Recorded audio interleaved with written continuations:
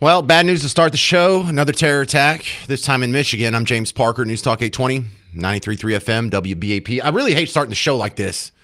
I was having a good day. We're about to have a fun show. I was going to make fun of a whole bunch of people that were saying some really dumb things, and we'll get to that later.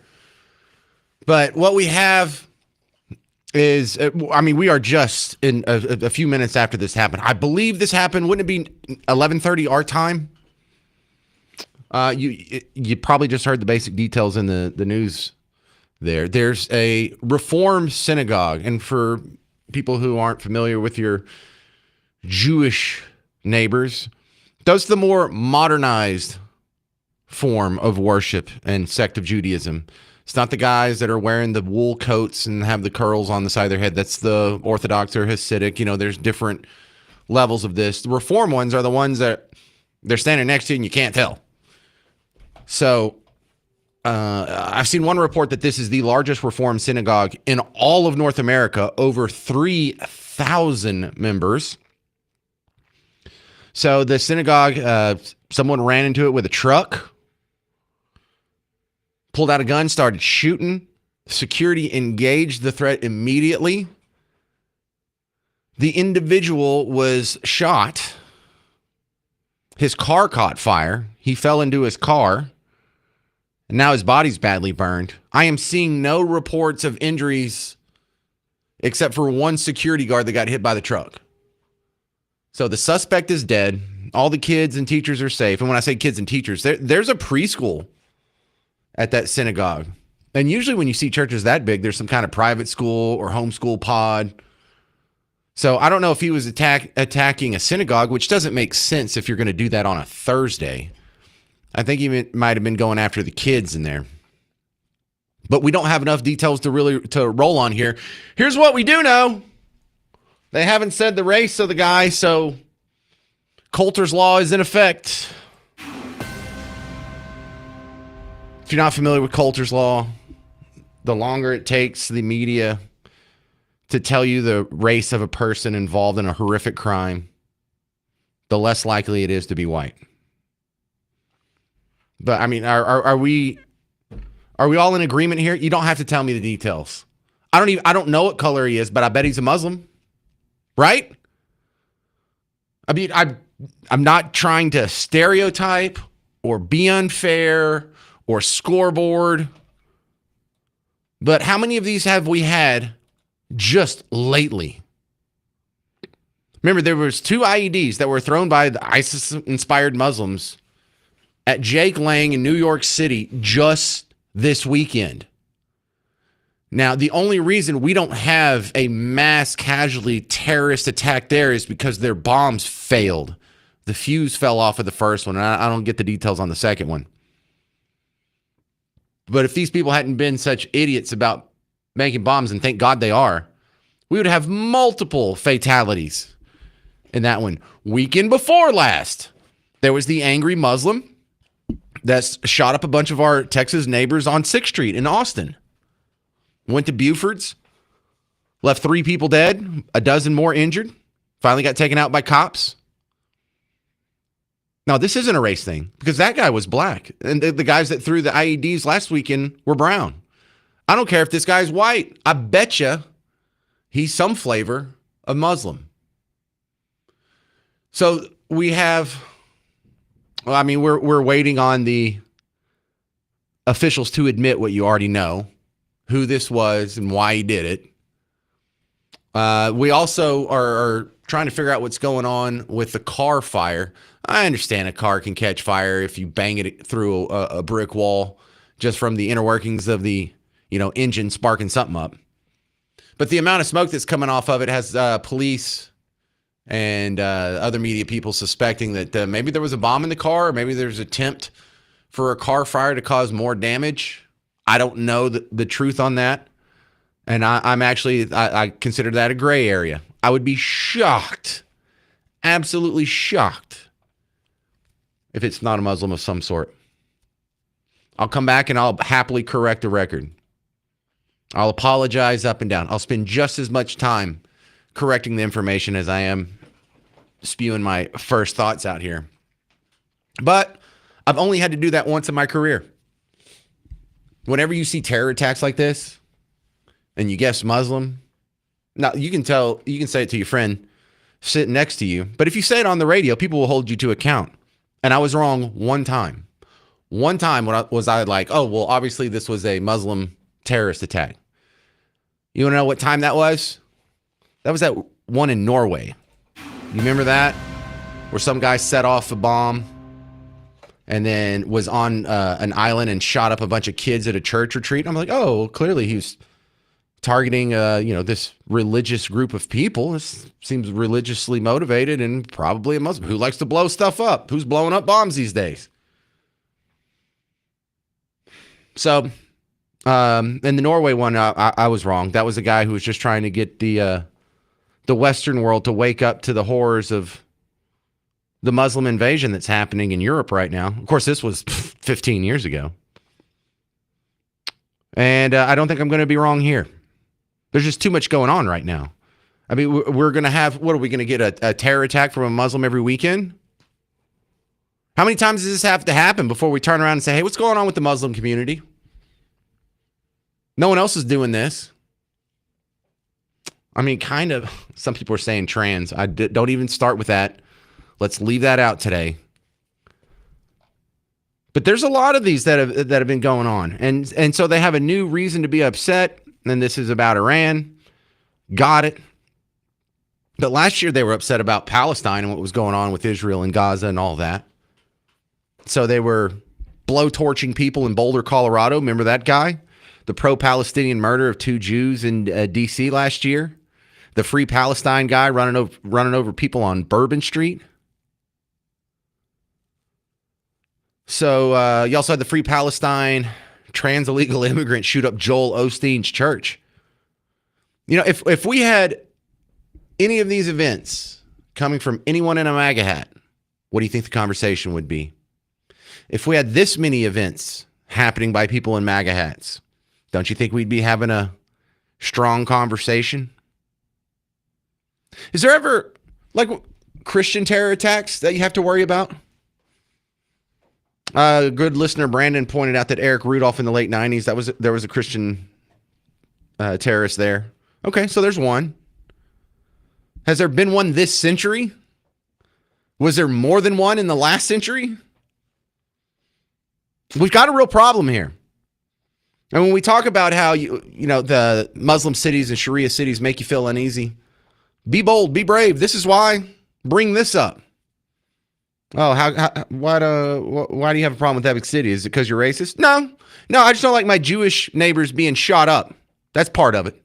No, I don't like it when Jake Lang, even though I don't like him or his politics or his ideology, I don't like it when he goes and protests the New York mayor and people throw improvised explosive devices at him. I don't like it when my neighbors get shot to death in a mass murder on 6th Street.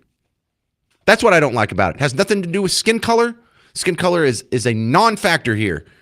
You are not being judged by the color of your skin. You are being judged by the content of your character. And if you have imbibed and swallowed an ideology that causes you to do this, I am judging you for that, and I am judging you negatively.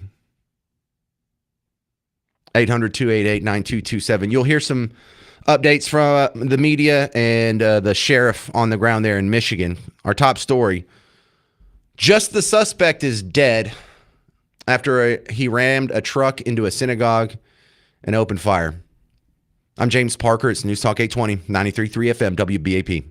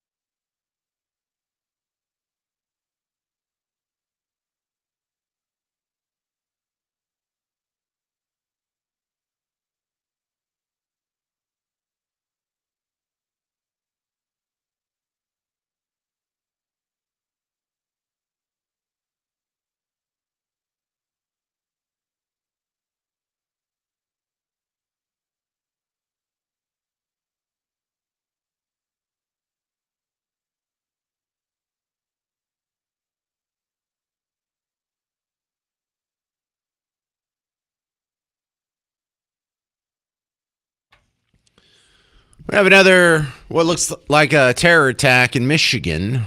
I'm James Parker. News Talk 820, 93.3 FM, WBAP. We're waiting to hear more about the suspect. It feels stupid calling him a suspect. He's already dead, and we already know he did it. We're not suspecting he did anything. You can see someone drove a truck into the largest Reform synagogue in North America. Happens to be in Michigan. 3,000 members there. And he tries to shoot up the place. Luckily, the security there, a good guy with a gun, was there immediately, or we'd have a pile of dead bodies. Make no mistake about it. This is the event that you need to remember next time there's a gun control argument to be had. Well, we've got to do something about guns. Are you kidding? Guns save the day. Genius. If only the bad guy there had a gun, what would have happened then? We'd be talking about a bunch of dead kids, wouldn't we? So the solution to gun crimes isn't to take guns away from the people who follow the law. If he's willing to drive through the wall of a synagogue and murder a bunch of children, you think he's going to adhere to the latest 30-06 sign or whatever it is? Stephen Williford's my next guest, Gun Owners of America. It's a great time to talk to you.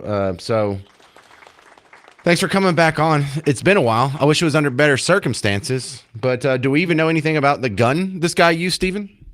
No, and I really don't care what kind of gun he used or whatever. That really doesn't matter what kind of gun it is. Of course, it matters to the left because they want to say, oh, evil, nasty assault weapon or whatever they want to call it. They like to use that. And here's the deal. This synagogue had a safety response team that took care of him. This is a good story.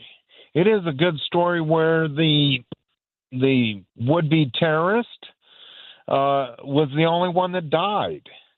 Hallelujah. What a great thing. I teach safety response teams now, and that's how it should happen, because evil is always going to happen. And people are speculating right now, and I hate to speculate, but the timing of it with Iran and stuff going on, causes that speculation. And we should have the right to have a gun of our own and take care of ourselves and the people that we care about. Please go to gunowners.org, sign up, be part of the solution, help fight for your rights to be able to do things like this.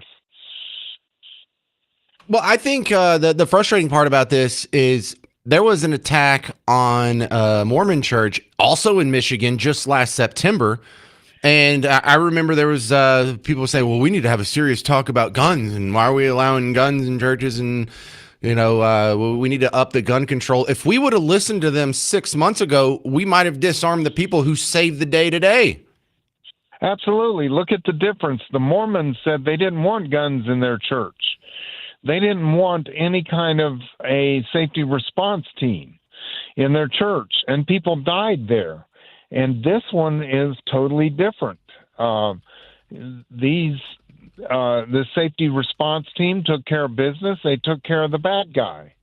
And there's always going to be a bad guy. And the bad guys, they don't care about all your rules and all your laws. The laws only affect law-abiding people. Well, I also see this, Stephen. That's just common sense. I think the people who should really learn this lesson, wouldn't we like all of our children to be protected this well in our public schools? Absolutely, and we protect our banks and our politicians with people with guns. Why do the politicians have people around them with guns? And then they say we shouldn't have guns, but they have all the money in the world, our tax money, to spend to protect themselves. But the ones that are for gun control, they don't want us to have guns, and they think they're more important than we are. Well, if it's not guns, where would you start in addressing an issue like this, Stephen? If it's not guns, then what do we do? Time to harden our schools with guns.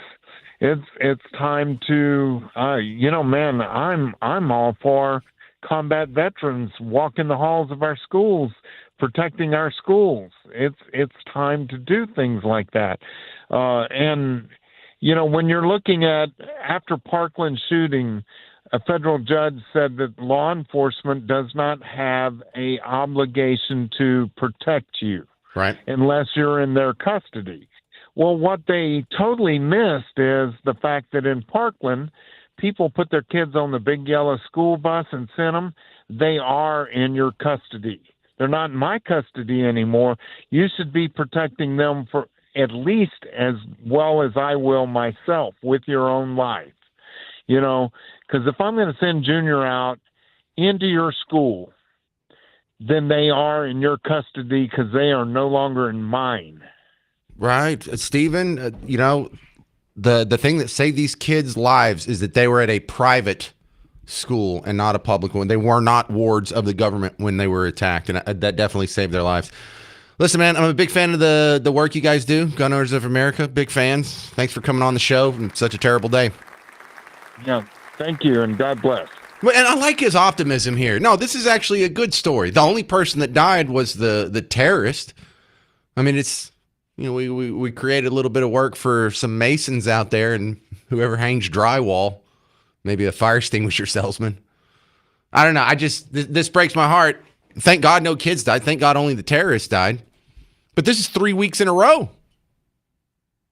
More on the probably terror attack in Michigan coming up next. Play a couple sound bites from the sheriff and the local media. I'm James Parker, News Talk 820, 93.3 FM, WBAP.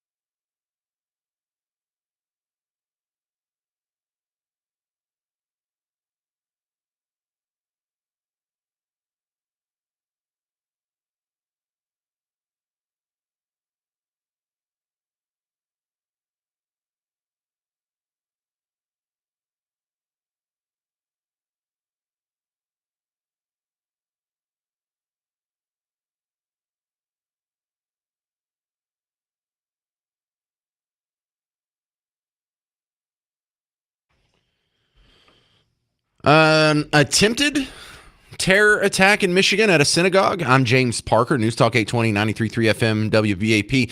It feels sort of like the, if a tree falls in the forest and no one's there to hear it, does it make a sound? Because in this one, if a terrorist goes and tries and kills a bunch of Jewish children at preschool, and he's the only one that gets killed, is it really even a terror attack? I mean, of course it counts in my mind. It's just, I mean, that's the good side of it. That's, if there is any good news out of it, the only dead person is the a-hole who tried to kill a bunch of children. Remember, y'all, you were just lectured to on the Super Bowl halftime show. What did Bad Bunny tell you? The only thing stronger than hate is love. So, yeah, we got another good helping of love. Then something that comes up on the James Show. Was this white rural rage again? Or was this the 1,000th leftist flavored terror attack that we've had in the last 25 years? Because, I mean, when you come up with the list, just in the last couple of weeks, this looks like it's the third attempted terror attack by an angry Muslim. Because you had this guy, you had the two Muslims throwing the IEDs in front of the mayor's house in New York City last weekend. You had the Austin 6th Street mass murder weekend before last. And before that, if you want to just roll down the mass shootings and tragedies, remember the mass shooter at the hockey arena in Rhode Island? Trans. That was a leftist. The trans school shooter at Tumbler Ridge in Canada. Charlie Kirk's assassination. Trans. School shooting in Evergreen, Colorado. Trans. Shooting ambush at the ICE facility here in Dallas. That was Antifa. Shooting of 3 law enforcement officers in McAllen. That was Antifa. Shooting at the ambush at the ICE facility at Alvarado. Antifa. We had pro-Palestinian violence with the blowtorch in Boulder. The Jews in D.C., the Free Palestine on Bourbon Street. What are we going to do about this? Let me play one clip here, and it's about 2 minutes from the local sheriff, and we'll get to your calls, 800-288-9227. Years, it's still very, very early. Everything's preliminary. At least one individual came to the temple. Security saw him, engaged him in gunfire. The scene, we're not getting any active stimulus at the moment. We have everything here that we need, including medics and tactical gear. We're looking to see if there's more than one person. We're still trying to figure that out. We're trying to get access to the video. At the moment, we just tell people that shelter in place for at least a mile area until we determine that there's no one else that maybe was on foot and fled the area, until we figure out exactly what's going on. Number one. Number two, reunification will be at the JCC, the Jewish Center, and that's where parents will go to pick up their kids. It's going to be secured by law enforcement, so no fear there. If you have nothing to do with the situation, don't go there. Don't come to the area. It's active and it's busy, and we're still trying to... Hang on a second. When he says JCC, isn't that like the Jewish version of the YMCA? Because I think we have some here. We don't have any of those in Bug Tussle, but there was a couple when I lived in New Orleans. I remember those. I think that's what he's talking about. Someone can correct me if I'm wrong. Figure it out. Guys, can you say anything about any potential casualties, anyone hurt? Nobody at the moment has been confirmed to be hurt, except potentially the shooter. Any ties potentially to terrorism? With the That's still way early to talk about. We have no idea because we don't even know who the person is at the moment. Has that person been neutralized? We don't have that person in custody. So they're still on the run. It's a work in progress. He's on fire still in the synagogue when this is happening, by the way. His corpse is on fire. So that's why we're sheltering in place until we figure it out. It's a big facility with a lot of land around it. Until that gets secured and everybody's comfortable that there's no active threat in that spot, stay away from it, shelter in place. We're told there's a daycare, preschool, are all those kids out? Yeah, everybody's been moved out of the school. We've got a ton of people here. As I said, West Bloomfield got on scene in a heartbeat. Everybody else came from everywhere. Actually, the chief and I have been communicating for almost 2 weeks. Every time. This kind of bothers me. Cops, I love you out there, but you can't take any credit for this. Oh, well, we're on the scene within a matter of minutes. It was already over. No, you know who the hero is? The good guys with the guns. The private citizens with guns. The safety response team with a gun. That's who the real hero is today. And don't take that away from them, because other people are going to get the message that, oh, cops will keep me safe. No, cops don't keep you safe. You keep you safe. Joe, Grapevine, you're on WBAP. Hey, Joe. James, honor and privilege as always. Thank you, sir. My very good friend. James, this particular response team, I think it was 5-6 months ago, it just came out, was trained by Kash Patel and the FBI after the, I'm sure, the bombing of the nuclear sites and preparation for this. So I'm sure that across the country, this has been going on in preparing, training even private citizens, not just necessarily law enforcement. And two, in 23 to 24, and this also just came out, that there was over 120-something attacks on American, whether it be bases, citizens, whatever, across the world, either directly from Iran or from proxies. And, you know, James, look what's going on with Iran right now and how important, and this shooting is, it is for us as citizens in the Second Amendment to be prepared and to be armed. Look how they're just sitting ducks in Iran. They're not able to protect themselves because they have no weapons because of a tyrannical, an out-of-control dictator, which is a true example of a dictator. And I just also heard... Well, hang on. No, it's not because of a tyrannical, out-of-control dictator. His gun control policies are the mainstream of the American Democrat Party. So that's not really that extreme or wild in the political conversation. I agree on that. And also, I heard another montage, and going all the way back from President Clinton, Condoleezza Rice was with the Bush administration, the Obama himself, Hillary Clinton, Secretary of State, and even up to the Biden administration, all said the same thing about how concerning they were about the threat of Iran and what they posed. And now look at them, James, how they're such hypocrites when they are backing dictators that are murdering their own citizens, which that is a true example of the dictatorship and what can happen, not President Trump. He is doing what should have been done years ago. Well, look, there's the middle ground. I'm the middle ground on this. If I was president, I wouldn't have done this bombing campaign in Iran. Well, from what I know, I wouldn't have done this. If there's something I don't know behind the scenes, then that would change, obviously. But from what I know, I wouldn't have done this. However, I'm not cheering for Trump and our army to lose. I'm not defending the Ayatollahs. I can also recognize that good can come of this, even though I don't think it's being done in a constitutional manner, and it's not something that I would have done. Iran's probably going to be better off because of it. You know, it is possible to not agree with everything this guy does, but also turn around and not call him Hitler and not side with the Ayatollahs and not celebrate when Charlie Kirk gets shot in the neck. You know, if there is a reasonable middle ground, I really don't feel like I'm a middle ground, but I think I am on this issue. No, Trump isn't an evil person for doing it. I disagree with it, but I think he's doing it for the right reasons, like the reasons that he's given. That makes sense. And he may end up transforming that country into something better. It may work out great for them. That's good, and I hope it does. James, I respect that in you because we need people like you to kind of keep things in check. There's no problem with that, my friend. But you know something? We just have to what was I going to say? We just have to be on guard with all of this stuff because right now, and we talk about boots on the ground and being a former Marine, I know what's going on. Same thing happened in Afghanistan when they were the Afghan freedom fighters against Russia.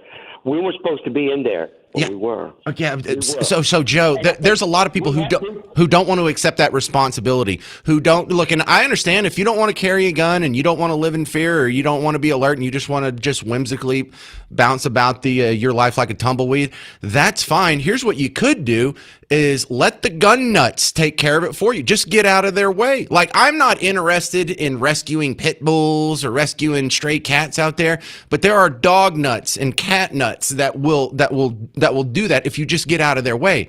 You know, certain people have certain predilections and they could be useful. And if we just let the gun nuts be gun nuts. If people want to carry guns, my God, let them carry guns. If they want to carry guns in a school, if they want to carry guns in a church, if they want to carry guns at a football game, if they want to carry guns at a mall, you just let the gun nuts do it. There are people who feel the sentinel instinct to take care of the people around them. Just let them do. Just get out of their way. Just do what the founding fathers did and say, what this whole keeping and bear and arm things uninfringed. Do whatever you want, and it'll take care of itself. The gun nuts will take care of you. The people that they make fun of, the people that they mock. Oh, you're just compensating. You probably have a really small penis or whatever. Tell those people to shut up, and then let the gun nuts do the American thing and keep us all safe. And if you want to be a little wuss, fine, go be a little wuss. But let the rest of us be adults. That's Joe in Grapevine. Good call. All right, more on the synagogue attack in Michigan coming up on the James Show. 800-288-9227. Is this going to keep happening? Is this going to happen here? I'm James Parker. It's News Talk 820, 93.3 FM, WBAP.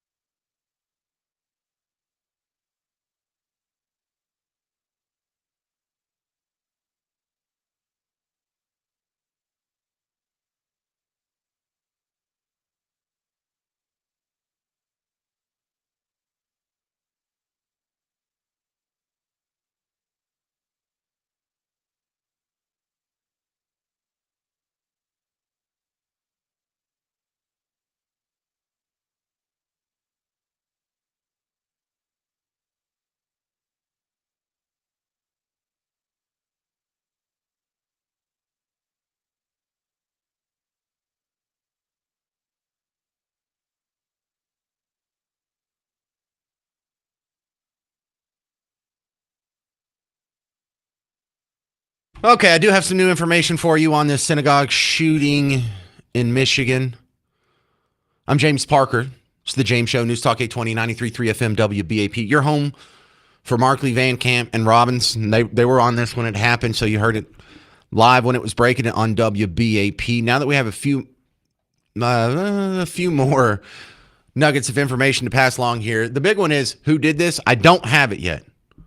We don't have an identity, a nationality, a name, a race, a hair color. If he was left-handed, I still know nothing about this guy other than he drove his truck through the doorway at a synagogue in Michigan, has a rifle. So we do know, we have some description on the gun that he used, but the security team there shot him dead before he could do any more damage. The only person hurt besides the jerk that was trying to do the mass shooting, the mass murder, was a security guard who was hit by the truck when it was on the way in the building. The vehicle did go all the way inside the building as it's being described. Something caught fire inside the vehicle. That's being reported, and it's also being reported that there was some explosives packed in the vehicle. That's what I have here. CNN said that first. The security guard that was hit, CNN has also reported that that guard was taken to the hospital, but he's expected to be fine. No staff or students at the school were hurt. There's a school in the synagogue. So we have some heroes. Some security guards open fire, save the day. The Michigan, or the local sheriff there, has been talking to reporters, and still he's not giving us the information we're all waiting on there, the identity of the guy. Because as soon as we find out who this is and why they did it, we have to have another conversation. Because if this is what you suspect it is, another Muslim terror attack, this time going for Jewish children, we need to have a strong conversation about what's going on. That's 3 in 3 weeks. I mean, it hasn't even been 3 weeks, but almost 3 weeks. Give them the benefit of the doubt. But sheriff on the scene has the good news that none of the kids were hurt. The only person dead, the attempted shooter. That doesn't make me feel a whole lot better. All those kids are still going to be scared as hell for the rest of the day, and when they got to go back to school, and it's always going to be in the back of their mind. They're going to be in 11th grade 10 years from now, and this is still going to give them anxieties. They're going to have nightmares. They're going to have anxiety. The little veil, the bubble that we all lived in as children has been pierced for these kids. They're now living in the real world, and they're not ready for it. 5-year-olds shouldn't have to live in the real world. 4-year-olds shouldn't have to live in the real world and know that there's people out there who want them dead solely based on their religion and their ideology. All right, I'm going to keep monitoring this situation. Hopefully I'll have some more info for you on the other side of the news update. I'm James Parker. This is The James Show. News Talk 820, 93.3 FM, WBAP.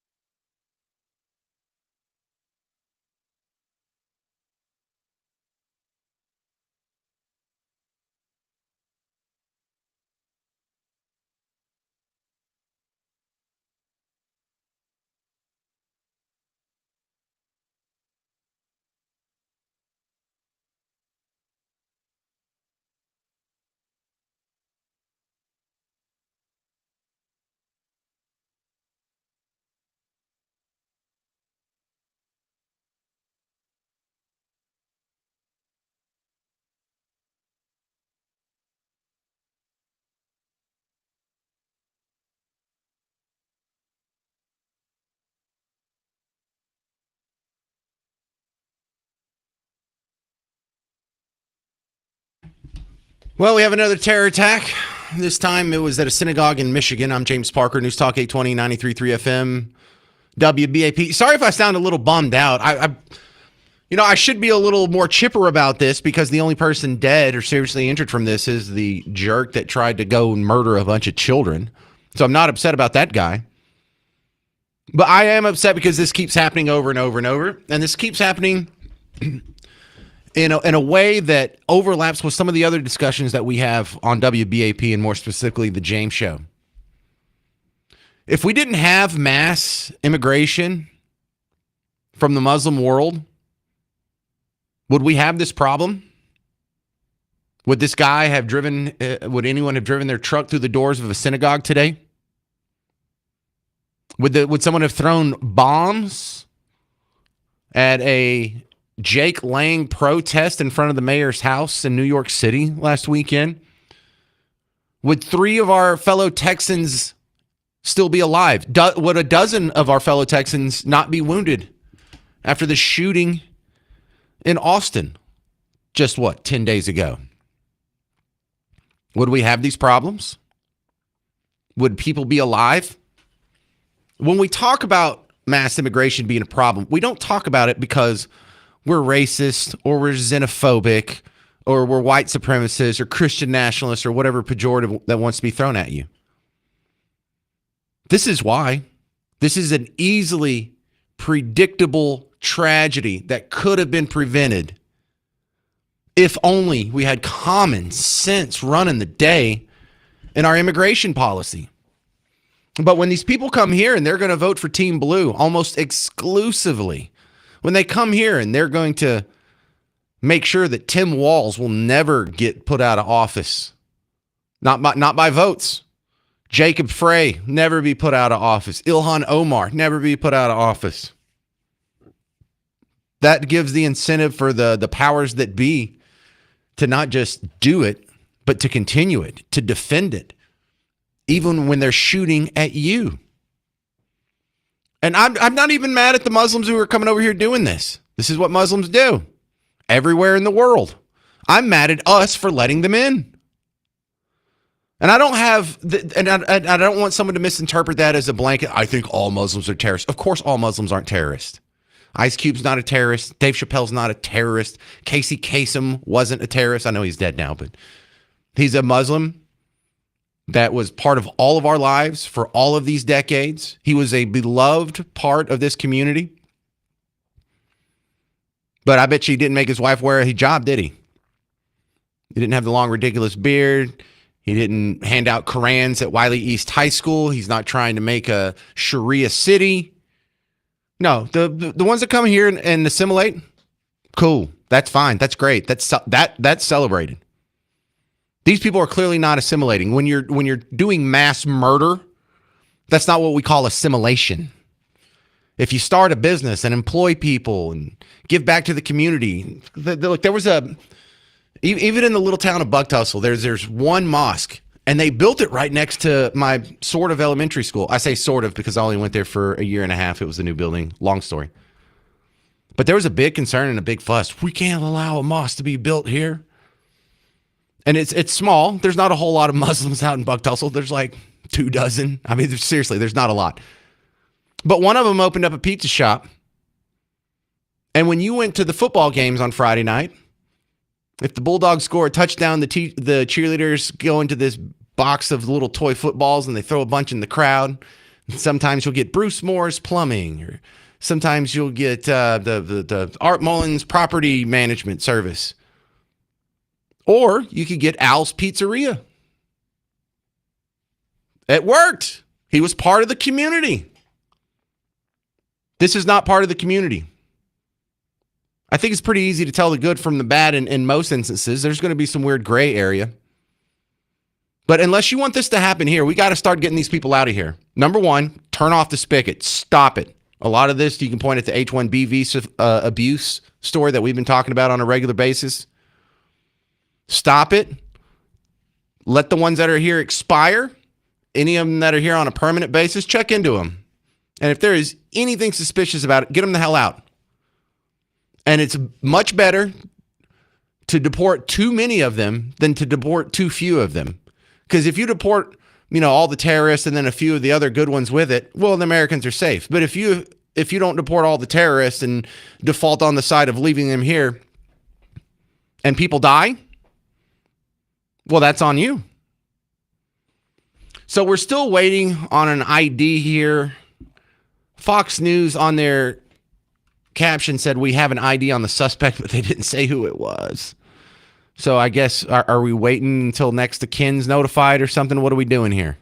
Hopefully I'll have an answer for you for the before the end of the show. But I got to tell you, I'm getting real tired of coming on the James Show, and instead of doing fun stuff like making fun of DART or public libraries or whatever dumb thing the celebrity said on whatever show, I got to come in and tell you that we're still under attack. There's people out there that absolutely hate our guts. We've let millions of them in our country, and we're getting shot for it. How would you feel if this was your children's school? How would you feel if your kid's going to have nightmares now? And look, we can try and hide this from our kids, but they're going to hear about this. They're going to hear about school shootings. They're going to wonder if they should be worried. And it's hard to tell them no. How do you tell someone to not be worried if you're going to go down to Austin and hang out on 6th Street? How do you tell someone to not be worried about leaving their kids at a Christian or Jewish school? Because it's not just the Jews being attacked. It's Christian schools being attacked too. Remember, there was the Christian school that was shot up just last year in Minneapolis. The year before that, the Catholic school in Nashville. We had the attempted mass murder at Joel Osteen's church a couple years ago. We've had several church shootings. We had the anti-Christian mass murder at the Waukesha Christmas parade with the vehicle rammings. And we're never going to live in a world that is 100% safe. But we don't have to import terrorism. That's just ridiculous. So first things first, let's find out who this guy is. If it fits the mold, let's just put this other arrow in our quiver. And we got to start holding our politicians' feet to the fire. We have to demand reimmigration now. Starting now. Cut off the spigot and start turning some of these people around and sending them back. 800-288-9227, 800-288-9227. You're going to be called racist. You're going to be called xenophobe.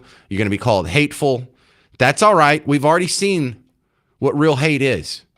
You were told by Bad Bunny during the Super Bowl halftime show, the only thing bigger than hate is love. Is this love? Is it love to let people come in and shoot at your children and be like, oh, well? Is it love when they're shouting Allahu Akbar and they're chunking IEDs at people who share your ideology? And we're just like, oh, well, mass murder, is that love? Mass murder on Austin Street, is that love? 800-288-9227.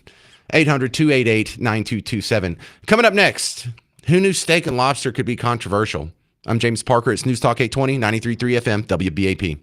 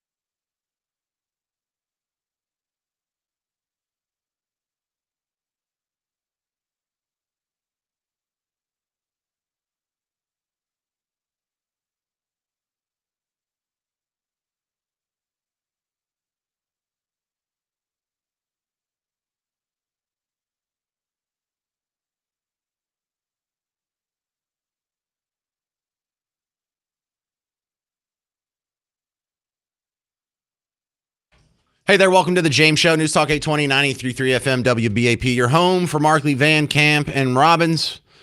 3 funny guys on from 11 to 2. Check them out. So my next guest, I'm having him on to talk about the situation in Iran, but I bet he has some good opinions on what happened in Michigan today as well. Adam Hardage, he's a combat veteran, former CIA, national security expert. Welcome to the James Show. So let's start with Iran before we get to the ugly story of the day. Donald Trump said repeatedly a couple days ago that this is going to be a short-term excursion. I hope it's a short-term excursion, but can we really get all the objectives accomplished in a short term, or do we necessarily have to be involved for years to come?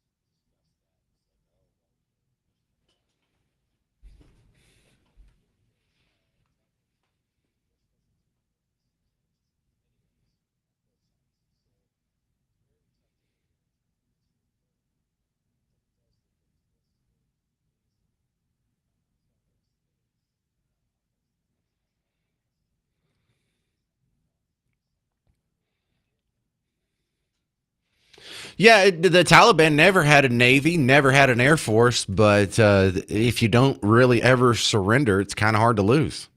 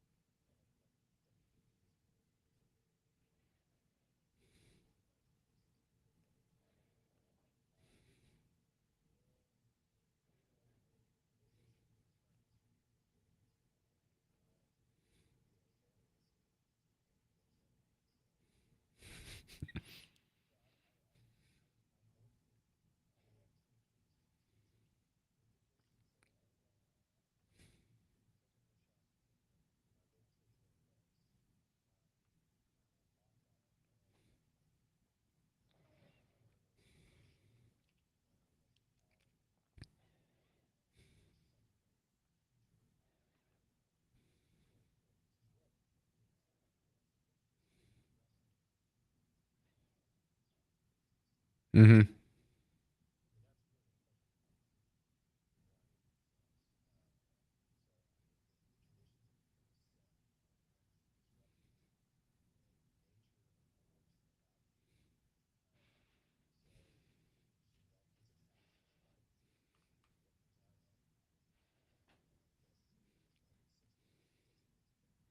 So, what's your explanation? Because you've actually been over there. I haven't. Why did Iraq's recovery seem to go so much better than Afghanistan's? We knocked them off, within a couple years of each other. Not even that long, like a year and a half of each other. And it seems like Iraq's a lot less of a basket case than Afghanistan. What's your explanation, Adam? Okay.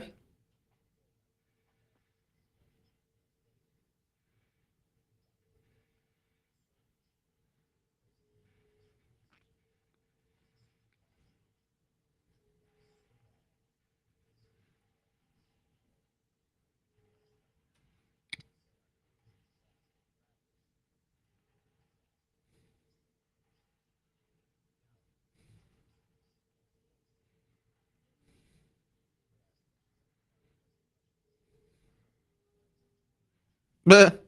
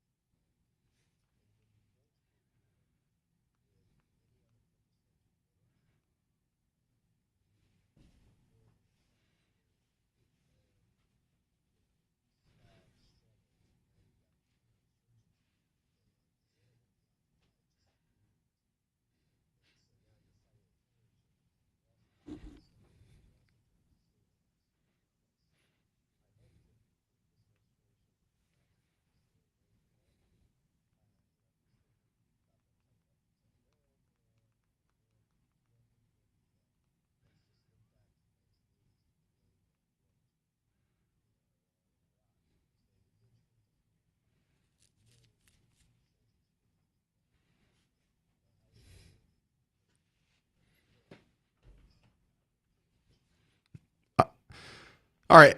At how concerned are you about sleeper cells, Adam Hardage?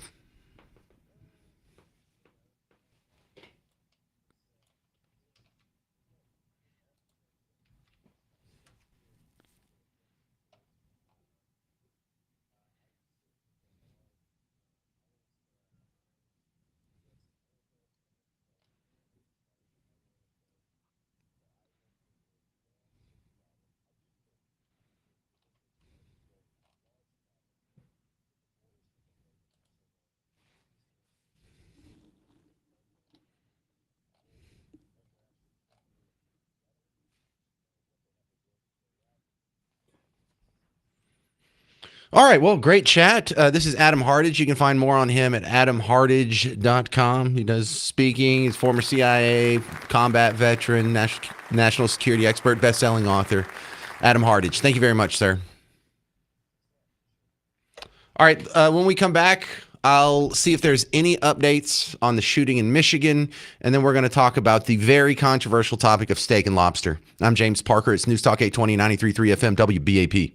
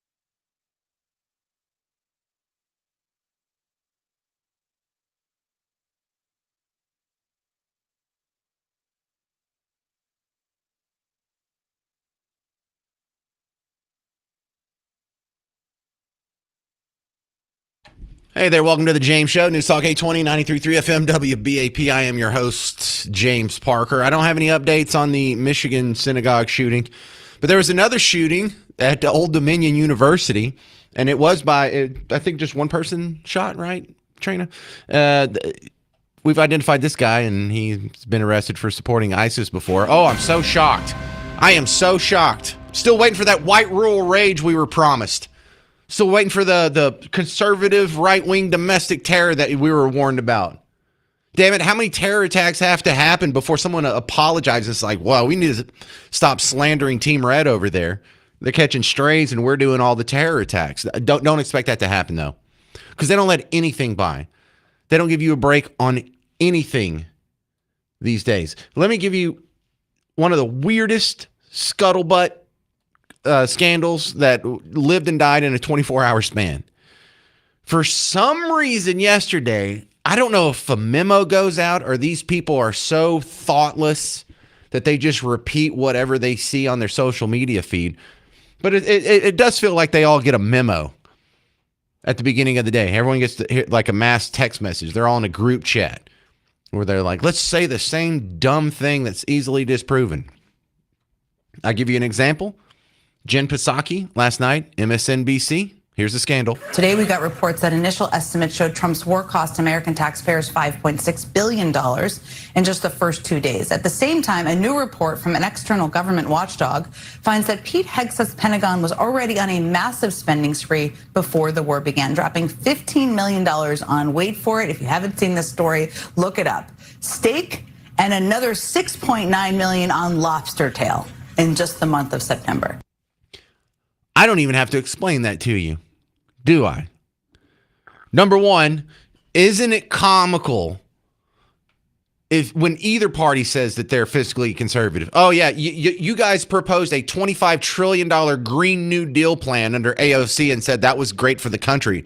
But look out, Pete Hegseth spent $5 billion on a war with Iran. Oh, yeah, let me go check with my accountant here.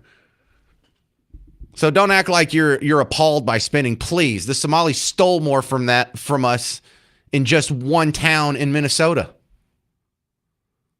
So aside from the obvious, it's so expensive to do war.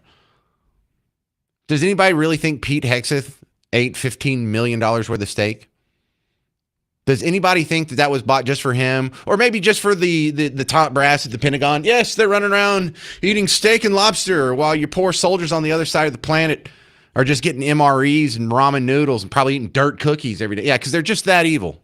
And it wasn't just Jen Psaki. It was pretty much every Team Blue outlet reported the same thing. And on the same night, last night, Seth Meyers, doing his, air quotes, comedy talk show, did steak and lobster jokes. They spent $15 million on steak in 1 month. Who are you, Sterling, Cooper, Draper, and Price? That's the advertising firm for Mad Men. I don't even get why that's a joke. I guess they ate a lot of steak, but it's not like a steak eating operation. I don't get that joke. I don't know.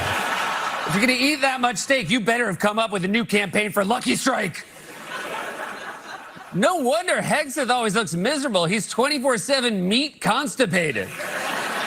Again, does anybody think Pete Hegseth ate all that steak himself? Or any of that steak? That's the face of a man war fighting with his colon. Also, it's a real contradiction that you're telling us how tough you are, but now I can only picture you wearing a bib. We are going to rain hell down on them from above. I need the tiny fork. Who has the tiny fork? Yeah, he was a lot funnier on Saturday Night Live. But that's what happens. When politics is your primary focus and not comedy, the comedy is going to suffer. Now, veterans are screaming at their radio right now. I'm not a veteran, but I know you are because I saw the comment section under all these stories and all these social media posts. Other non-veterans, you could probably just guess what happened. If you're spending $15 million on steaks and $7 million on lobster, some of that has to be going to the soldiers. There's not enough elite brass to eat all that steak in 1 month. It must be part of some sort of program where when you have, 1 million people that are going to war, some of them get steak. That doesn't sound too crazy, right? So let's go to CNN last night. Paul Begala sitting next to the luckiest man in show business, Scott Jennings. making the steak and lobster bit here, and Jennings is just slapping it down like nothing. He has spent $15 million in 1 month for ribeye steak, $6.9 million for lobster tail, $225 million for. Now, you hear Scott Jennings in the background? Oh, you're not going to do this. Because I like Scott Jennings is surprised Paul Begala is falling for this. Because I don't know if Paul Begala thinks that this is really corrupt, or he just thinks that you're dumb enough to think this was corrupt, or CNN viewers are dumb enough to think this is corrupt. But Scott Jennings when Paul Begala goes into this sentence, he has a normal face. By the end of the sentence, Scott Jennings is smiling from ear to ear because this is such a weak sauce complaint. He has spent $15 million in 1 month for ribeye steak, $6.9 million for lobster tail, $225 million for furniture. He spent more in the month of September than most countries on earth spend in their defense. Paul, do you believe all for himself? Lobster tails? Do you believe while our troops are eating MREs? No. Do you believe the Secretary of Defense is personally eating all the lobster? Well, he It's can't for eat the 16. Troops. Oh, really? The troops are getting lobster frequently in theater. Oh my God! Troops who are going to war. Oh get my God! Great meal. You know that. They're getting lobster. You are so You're full gonna of get it. killed over this. You are You're so gonna get killed full of over it. this. Internet, do something. Scott Jennings knows the score. He says you are going to get killed over this. Internet, do something. Well, the internet did something, and they did it pretty much immediately. Of course, Scott Jennings knows what to do. He takes out that little part I played. I just played that off of his social media feed, or I recorded it off his social media feed earlier. And guess what's in the comment section?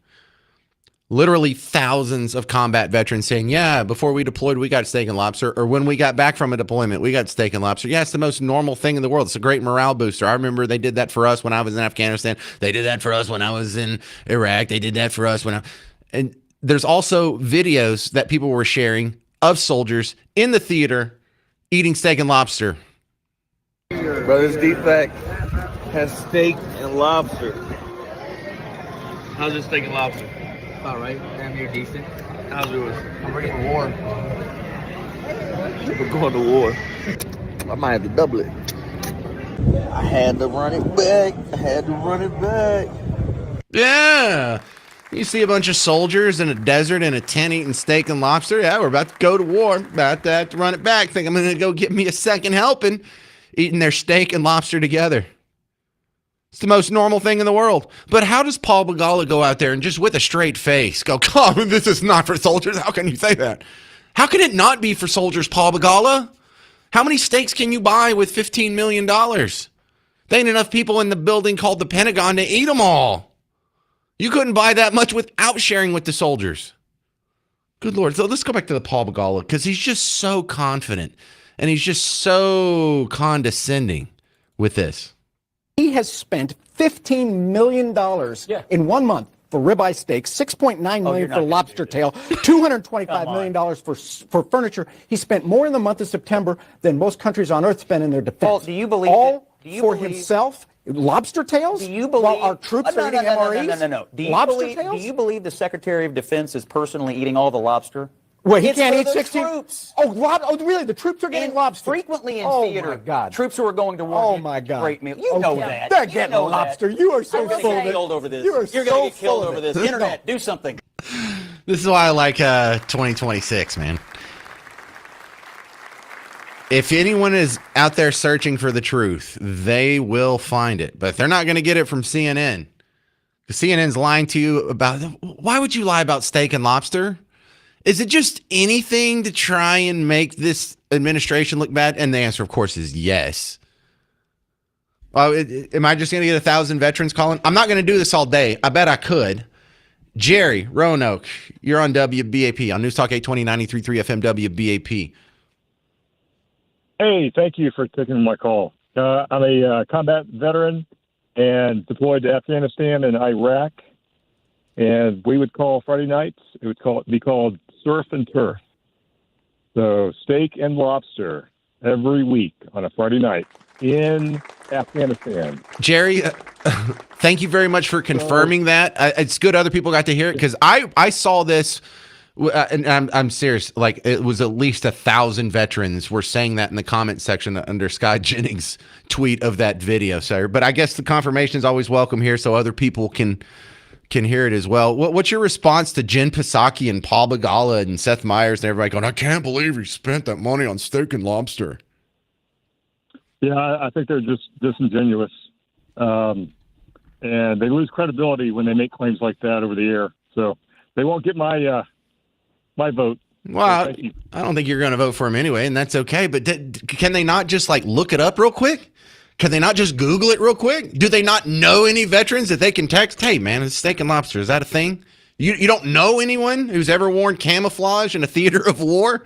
You're so disconnected. That's so great. Thank you very much. And veterans, you don't have to call in. Tell me you ate steak and lobster. You had surf and turf every Friday. I know you did. We all know you did. We didn't believe it for 5 seconds anyway. But thank you, Jerry, for calling in. 800-288-9227. 800-288-9227. Boy, if they're upset about wasting money on steak and lobster, wait till they find out about the Leering Center. Coming up next, the Save X Popular, whether they admit it or not. Why won't it pass? I'm James Parker, News Talk 820, 93.3 FM, WBAP.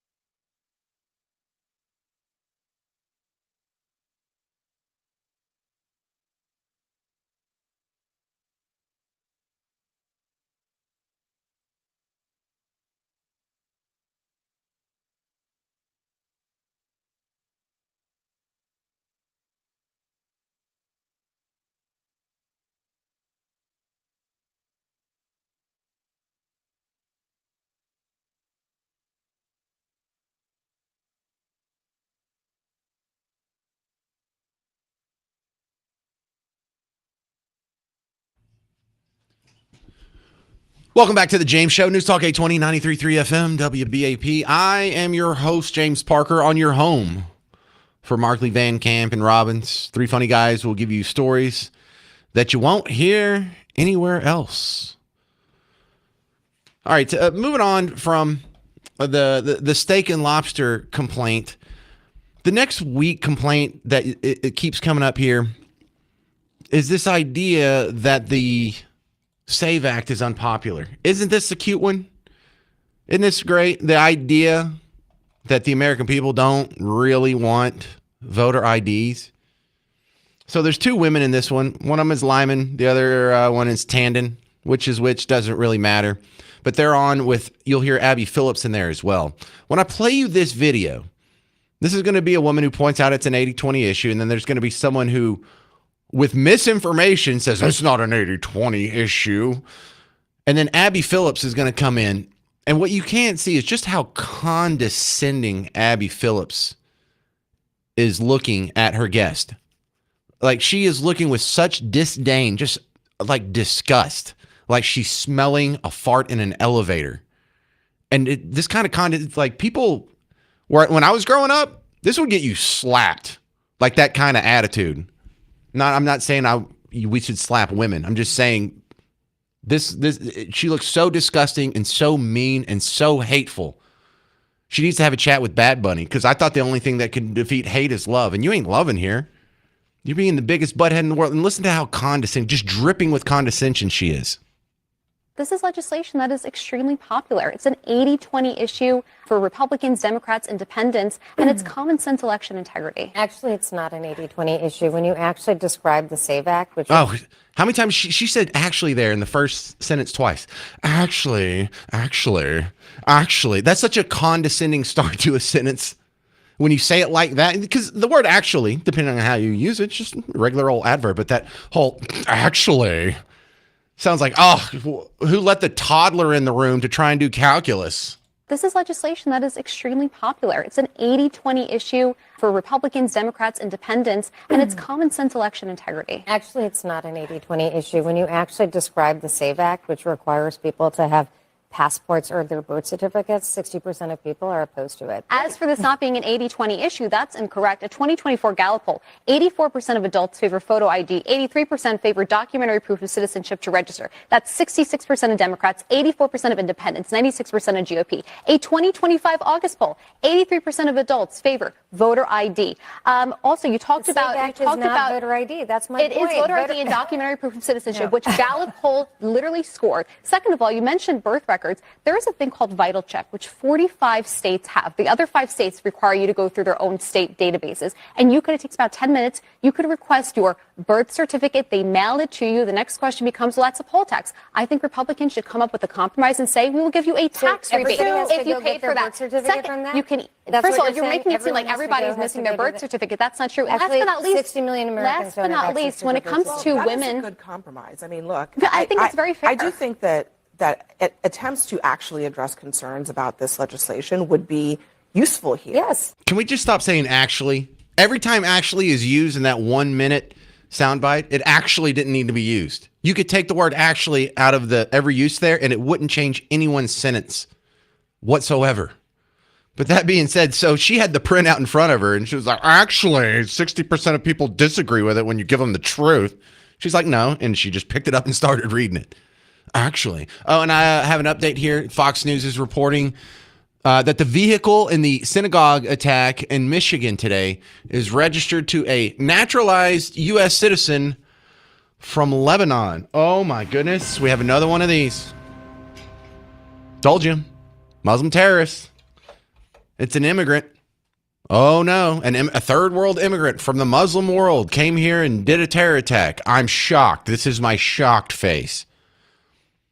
So I bet you we're going to get some similar info about the suspect in the shooting at Old Dominion University that happened today as well. The naturalized citizens were the ones who threw the bombs at the New York City Gracie House mansion for the mayor. Remember that attempted terror attack? I mean, it's a terror attack. It just failed.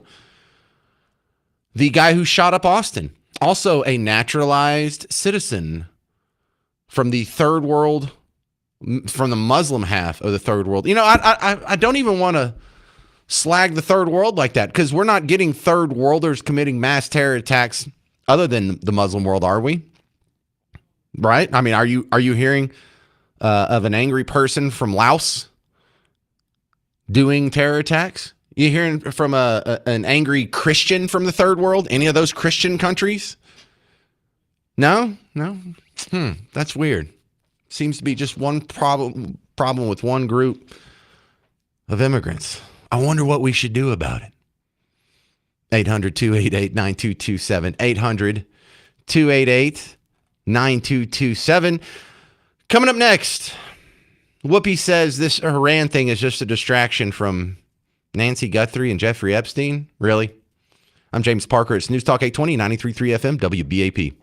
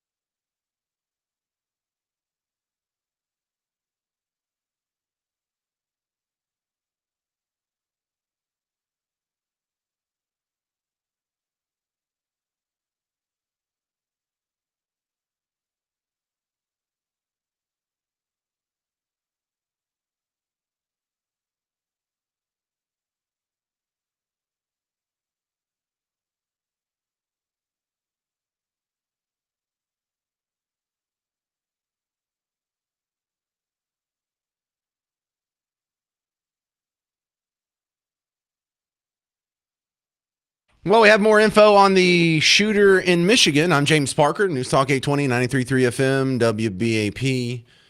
Hold your applause because it's kind of a somber show here. We've had, kind of 2 terror attacks today. Not real 100% sure about the nature of the other one. It's not getting nearly as much of attention. But number one, the big story is a crazy man drove into the largest Reform synagogue in North America and pulled out a rifle and was intending to, I guess, shoot up the preschool kids there. But the security team there shot him before he got anybody else. He's dead. They found explosives in the car. There was a car fire. His body was badly burned.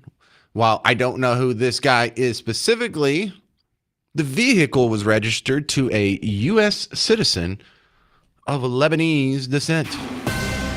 Shocked. Absolutely shocked. I thought it could have been a Korean. It's never Koreans, is it? The other story, Old Dominion University. Some guy who has been in trouble with the law before for providing material support to terrorists shot and injured 2 people before he himself was killed. Here is, check out this headline here. Now, granted, this is just from an hour or so ago, but this is the Associated Press headline. Old Dominion shooting suspect is ex-Army National Guard member with past terror conviction. Look out for those military veterans. Really, that's what you put in the headline? That's the defining characteristic about him, is he is ex-Army National Guard? You want to know what his name is? Guess what his name is. Muhammad. I mean, I heard you say it through the radio, so I just repeated it back to you. The suspect who killed 1 person, injured 2 others, Old Dominion University, today, authorities identified him as Muhammad Baylor Jallo, I think, which is Arabic for Jello, I think. Sorry, just trying to have some fun here on an otherwise depressing day. Eric's in College Station. You're on News Talk 820, 93.3 FM, WBAP. Hey, Eric. How you doing, you guys? Hey, it's pretty amazing what's going on. It's almost like you could see it happening before it happened. It's kind of weird. I remember a video of a guy at the border interviewing folks that were crossing the border and saying, "Oh, I'm from Senegal. I'm going to Chicago. I'm from Senegal. I'm going to LA. I'm going." It's just it's a manufactured destruction of this country. But what's really weird is that you had this whole segment going on, and then you had a 1-800 Cars for Kids commercial going on right after, which I don't know if you know the history of that, but that all those donations and all of that, that's not going to American citizens. No, that's going to Jewish folks here in America. None of the Goyim. No, sir. Not a chance. So it's weird that you live in Dallas and you're complaining about all of these things. Meanwhile, Dallas is being overrun by all the things you complain about. And you guys continue to vote for Governor Abbott and all of these guys that are just propping up the things that you guys are upset about. What are you even doing? Like, are you really opposition? I don't think so. You love to complain about it, but you do nothing about it. You just promote it. It's weird. I don't think I've ever promoted Abbott on this show. But what are you talking about? What do I vote against? How do I don't know. What should I do? You say I don't do anything. What do I need to do? Well, I mean, you don't seem to actually be against any of these things. Wait, what should I be against? Don't say any of these things. I don't know what you're talking about. What do you mean? Specifically, things like, I don't know, anti-Christian, things like anti-Republican. I mean, there's a whole host of things that you could focus in on. And you do on a daily basis, yet at the same time, the city that you live in is overrun continuously. Look at Frisco. I mean, look at Epic City. You just had a little blurb about Epic City. It took a lot. And it only took a local aspect of that to actually fight against that. All right. So, Eric, look, I come across this a lot. The reason why I don't know what you're talking about is because I think a lot of people hear me and assume that I share the same beliefs as most of the people you hear on right-wing talk radio. Because for the most part, they are ideologically a monolith. There's not a whole lot of difference between what Sean Hannity believes, what Rush Limbaugh believed, what Mark Levin believes, what most of the people believe. I think I'm a little different here because I gut the Republicans on a regular basis. So you really do have to be more specific. I don't know. I'm not playing stupid. I don't know what you're talking about. Specifically, 1-800-CARS-FOR-KIDS. Do you understand what that whole aspect is? Yeah, but if it only goes to a Jewish charity, why is that bad? Because it only benefits Jewish people. Well, no. How is that good? They don't put that in their jingle. Cars for kids. Yeah, okay, but Eric. How is that not? Most of the charities that anyone ever donates to only affect a very small minority of the population. So that's not a deal breaker. Yeah, if you're talking about St. Jude's, yeah, they're only affecting kids with cancer. Yeah, or the homeless shelter is only helping homeless, or the soup kitchen is only helping the hungry. It becomes pretty obvious that, yeah, if you're donating to the homeless shelter, you're only going to be affecting people that are, right, dealing with homeless. But Cars for Kids, you know how many people drive cars? Yeah, a lot of them. Most of us. 96% of us. Just Jewish kids, right? Just Jewish people, yeah? Well, it's just a Jewish charity. Right? Listen, Christian charities help non-Christians all the time. In fact, if you go down to Our Calling, it's the big homeless shelter that's downtown. It's run by Christians, but it doesn't only serve Christians. So you can give to a religiously themed charity, and it's not only for that religion. My point is, you guys promote all of these things, and yet your advertisers promote something completely different. You guys are beholden to it. I'm not beholden to it. Absolutely, you are. What are you Really? talking about? You have this show. Well, if I give you a counterexample, will you admit I, Eric, in College Station, am unfairly staining you with this smear? Do you think that this show could say, hey, guys, I really appreciate the Cars for Kids money. I really appreciate it. We're going to go somewhere else. We're going to find that amount, whatever it is, probably $2,000. I don't know. Who knows? You could just find that locally. You could, but you don't. You don't do that. I don't understand how that's a complaint. Because you're totally happy to take their money. Yes. While you complain about something else. Like, it's just bizarre. Eric, I get people who email me and send me messages on Facebook like, I can't believe I heard a Pfizer ad on your station of all people. Don't you think it's a good thing that Pfizer's giving me money? It's not affecting. I didn't tell anyone to get the vaccine.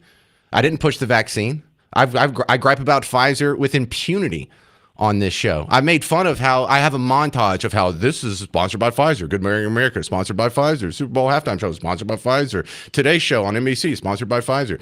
I make fun of them all the time. I'll take their damn money. Hell yeah, I'll take their money. You know what that means to them? That means you don't mean anything at all to them at all. Oh yeah, we'll just use you to promote us. Yeah, you can shit on us all you want. But oh my God, he said a bad word. Did you dump it? Thank you. Thanks, good Garrett. I love having conversations like that because Eric probably is thinking of other talk show hosts, or he just doesn't understand. Like this is a business model. I am an outspoken, overt, free market capitalist pig. I will take any advertising dollar just about. It would have to be something really bad for me to turn it down. Now, there are things I do turn down, and I don't talk about that on the radio very much, but I guess since Eric brought it up, have you ever heard me do a diet pill? No, you haven't. Because most diet pills I don't believe in. Like if it was like soda, state of the art, I would do an ad for them because it's actually a diet plan that kind of works. But I used to work at a vitamin store and I know what diet pills are. You never heard me do like the testosterone boosting whatever's coming off of General Nutrition. Remember GNC had their Testofen and Frank Thomas. Oh, you look so ripped. How do you stay ripped in the gym? Well, I use this testosterone. You'll never hear me do one of those. You'll hear me do something like Red Mountain where they go and they actually inject testosterone in your arm. But no, I'm fairly judicious about the things that I promote. Most of the things I promote, I don't take part in, but they're not scams. I would never openly, with my own mouth, with my own voice, endorse something I don't believe in, but I don't care what runs during the commercial breaks. Give me your money. I'll turn on the microphone and talk against you if that doesn't bother you. But I'm not the hack that all the other guys are. Well, not all the other guys. So many of the other guys are. And there are a lot of hacks out there. There are a lot of people, and it's the same problem we have with right-wing radio that you have on every TV news station. It's just theater kids saying what they have to say to be on TV. It's just theater kids saying what they have to say so they think the outside world likes them, or their boss likes them, or they get a promotion. They don't really believe that stuff. Half of the people that are in your local TV stations, they're not even that deep of thinkers. They're not political activists. I don't know. I hear that in comment sections, and I hear that in emails a lot. It was great to finally get to address it on the air. Just wish I had more time. Coming up next, we're going to talk to Darren Gobb, former Black Hawk helicopter pilot, who's now a military strategist and author. And we'll get the updates on Iran because Trump just said today, we have won. I'm James Parker. It's News Talk 820, 93.3 FM, WBAP.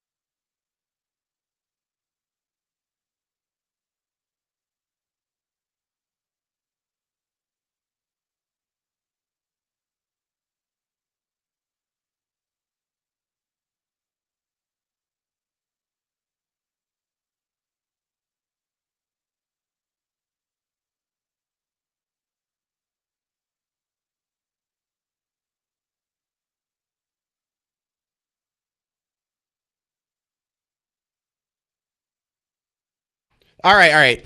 As soon as I get done with my next guest, who's awesome, by the way, I like this Darren guy. I got to address a bunch of the comments to Eric's call in the last segment. I'm talking with 6 people now, but we have an important update here on the Iran war. I mean, I almost want to use war in air quotes these days. I mean, war used to be when you have to go get your armor from above the fireplace and put it on and go march for months on end to defend the homeland from a barbarian invasion or whatever. For us, war is, oh, look at this stuff's blowing up on TV on the other side of the planet. Oh, how many people did we lose? 7. Good Lord. We lose more people than that in a bad car crash. So, you know, every person lost, of course, is a tragedy here. But this isn't what war used to be like for all of human history up until about 20 years ago. Darren Gobb is my next guest. He's the author of Veritas Vincent, and his background includes being a Black Hawk helicopter pilot and commander. Welcome back, Darren, because I saw the quote from Trump saying we won the Iran war. Does that seem a little premature, or is this going to be a mission accomplished moment?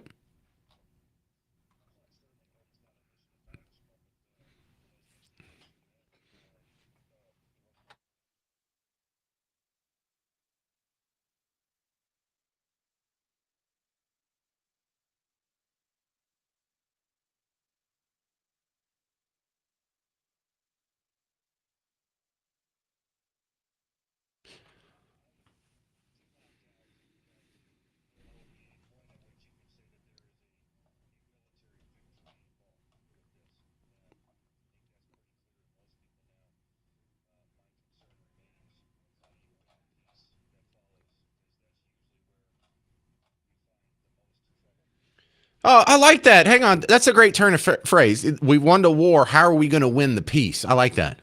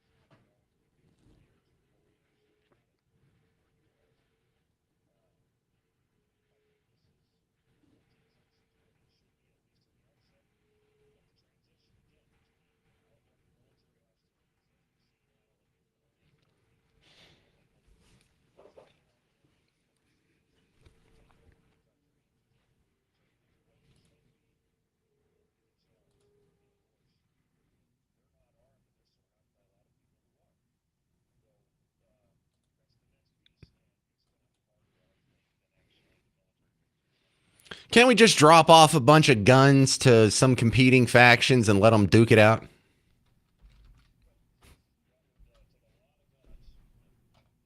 Yeah.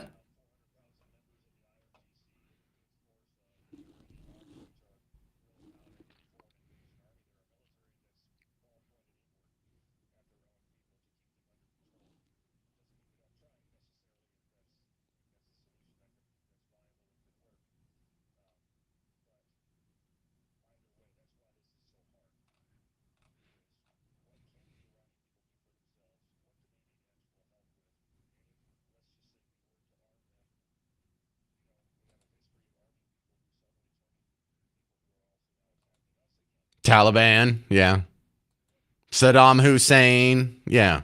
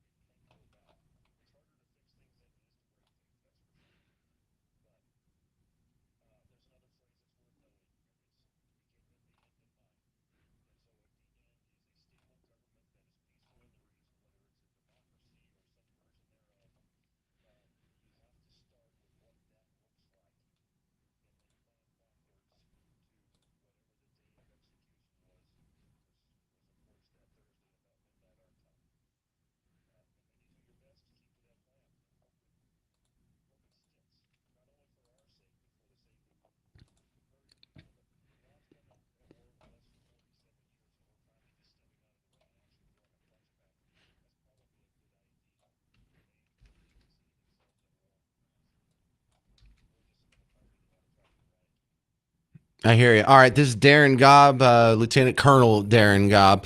Go check out his website. It's spelled Gaub, DarrenGobb.com, and his book, Veritas Vincent. Wish I had more time with you today, but I'm sure we'll talk to you again soon on this Iran thing.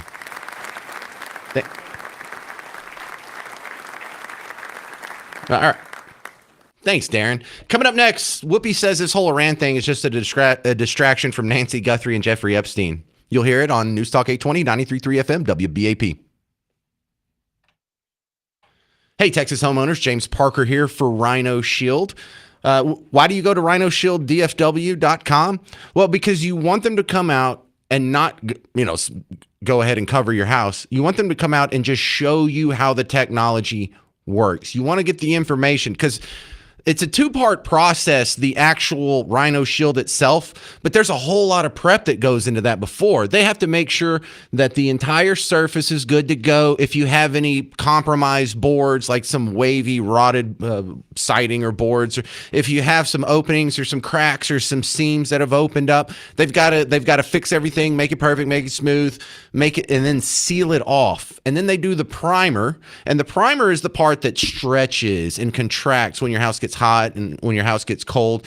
It also helps with the insulation because it's 8 to 10 times thicker than paint. And then the top layer is this nanoparticle ceramic something or other where they're going to bring a jar out and it looks like a white liquid. It looks like there's milk in there, and they'll shake it and it'll kind of wave around like liquid, but you stick your finger in there and it's not liquid. You pull it out, it's dry. It might have a little bit of the dust from the nanoparticles on it, but I've never even seen anything like that. So once he comes out and explains it to you, then you can make the decision on whether or not it's right for your home. It probably will be. Not in all cases, but it probably will be. And then we just need to talk about money. Tell them you heard it on the James Show. You get 15% off. And if you need a little more help, they'll put it on a low monthly payment. The bank won't give you a loan on paint, but they will for Rhino Shield. Go to rhinoshielddfw.com.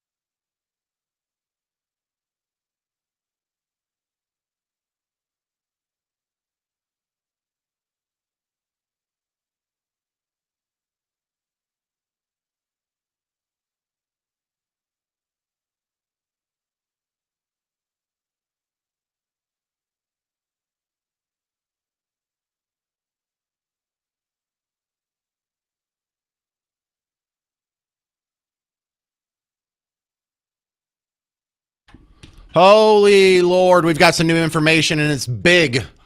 I'm James Parker, News Talk 820, 93.3 FM, WBAP.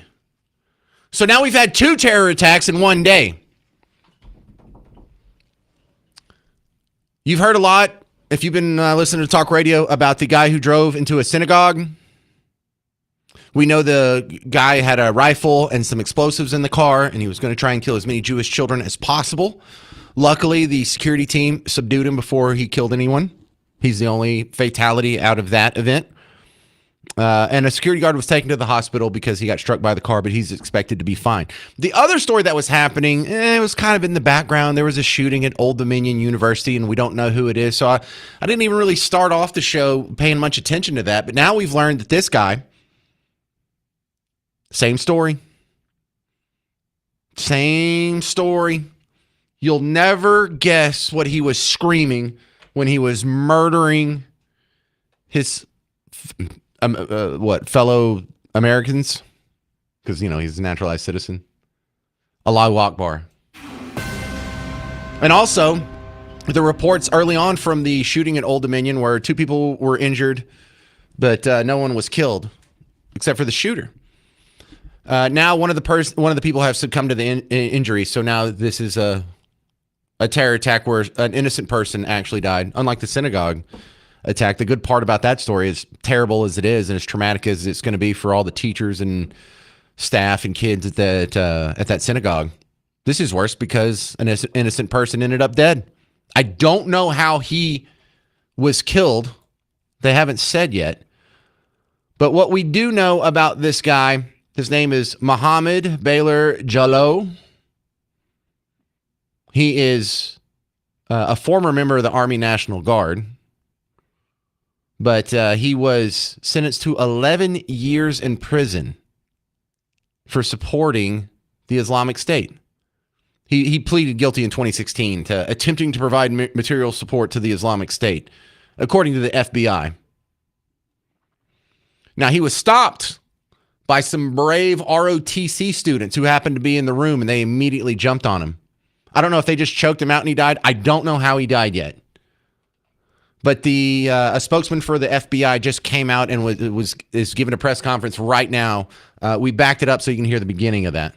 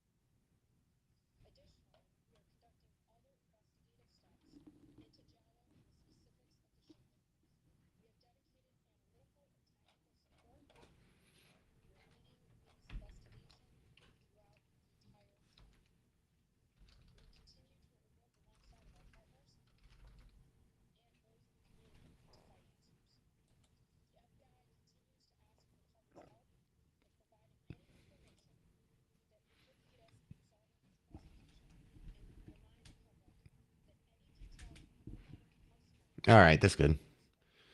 So this guy was just released from federal custody in December of 2024. Why is he still here? What are we doing? What are we doing? We had a guy in custody. What does it take to deport people around here? How many terror attacks have to happen in the same day before we have a serious conversation, before something gets done? All right, coming up next, I'm going to read you and respond to some of the feedback from a previous caller, Eric, in College Station, and you'll hear the Whoopi Goldberg clip where she's on The View saying Iran's just a distraction from Epstein and Guthrie. What a weird day. What a terrible day. I'm James Parker. It's The James Show. News Talk 820, 93.3 FM, WBAP.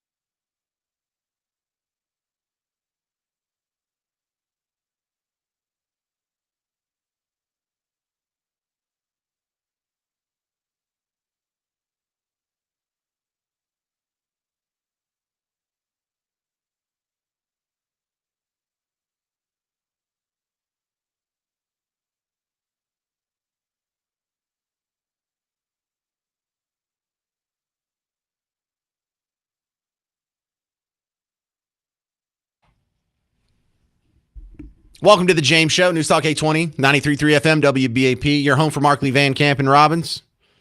Three guys giving you stories you don't hear anywhere else. On from 11 to 2. Man, after a day like today, I'm going to have to watch like an hour of kitten videos. Just go to YouTube, type in kitten videos. Go to X, type in kitten videos, and just watch cats play with dogs or whatever. Let me do one more clip here before I start the feedback section of the show. Whoopi Goldberg saying this whole Iran thing, just a distraction from Nancy, Guthrie, and Epstein. It's just nutty as hell. It's nutty as hell. Yeah. And you're right. Every day is something new. And it's, I was thinking about it yesterday because I thought, well, okay, why haven't we been talking about Savannah Guthrie and what's going on there? Why have we not been talking about the Epstein files? Because that's still there. Yeah. This is meant to get us so worked up that we are unable to see anything else. That's so ridiculous, dude. Like we don't have 47 years of conflict with Iran bubbling up. Like we didn't have a big bombing of Iran last year with a big retaliatory strike from Iran on Israel just last June. Like we hadn't had hostages taken from them and ransom notes and pallets of cash and nuclear weapons and just, this is all to distract from Savannah Guthrie. Who gives a damn about Savannah Guthrie anymore? You know why we're not talking about Savannah Guthrie anymore? Because there's no new info. They didn't find the lady. They don't have any new evidence. They don't have anything to pass along. There's nothing to talk about. Anyway, a couple segments ago, I guess now 3 segments ago, a guy called in, Eric in College Station, and he was fussing about a variety of things, and I was trying to really get to the bottom of it here because this is a conversation I have on a very irregular basis in emails and Facebook messages and things like that, and you don't normally get to see it. And half the time, the conversations actually turn out quite positive. A lot of times the guys come in and they're throwing bombs at me. And the second I recognize that they're saying things I don't believe, that lets me know that they don't really listen to the show enough to know how I am different than other talk radio hosts. And so they sort of have this caricature in their head of what they've been told about talk radio hosts, or maybe they've actually listened to Sean Hannity and Mark Levin and they think I believe the same things I do, which we're on the same team as far as Team Red goes. But Sean Hannity and Mark Levin are in favor of this war and the strikes. I'm not. I don't think Trump's evil for doing it. I don't think he intentionally targeted a girl's school and he's trying to commit a genocide or anything dumb like that. I'm just a non-interventionist guy. I hope this works out well. I think maybe it could work out well for the people of Iran. I wouldn't have done it if I was president, but I don't hate the guy.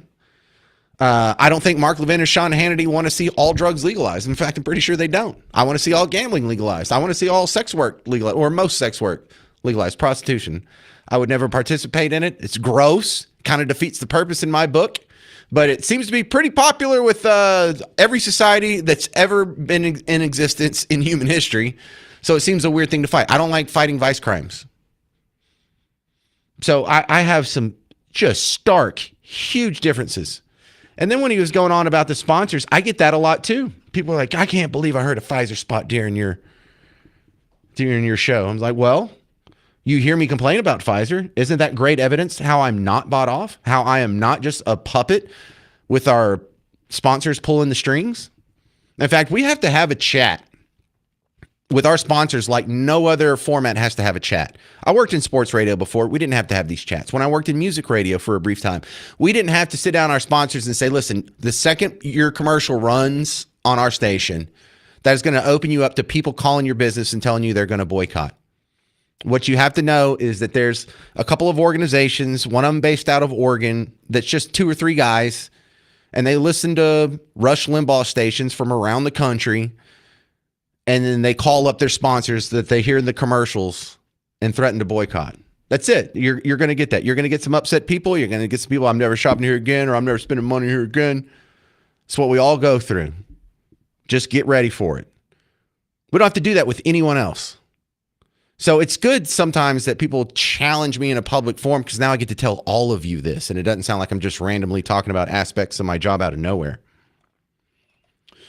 James over here, not me, but another James, was making the good point. One of Eric's complaints was, the Cars for Kids commercials, that goes to a Jewish organization. So what?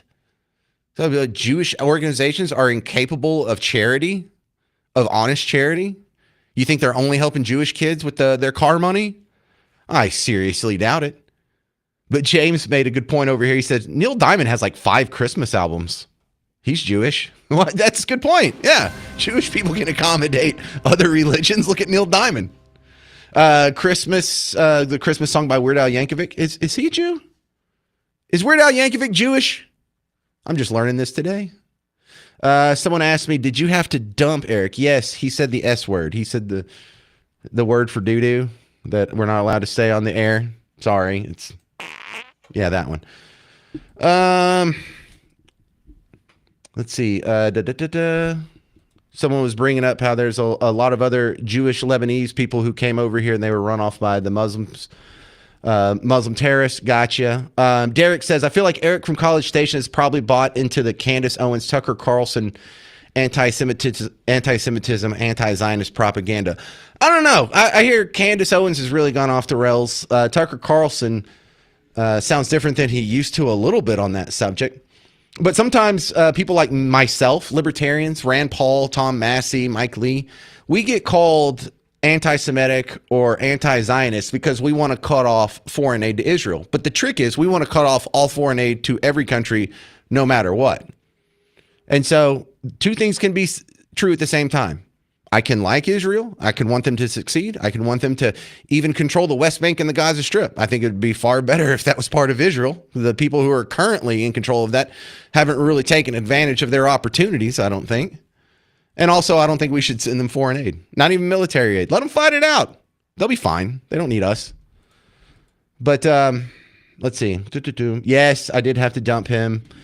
And then Stephanie said, I did not understand the Eric dude either, but I did learn you have a say in your sponsors. That's cool. All right, let me put a caveat on that.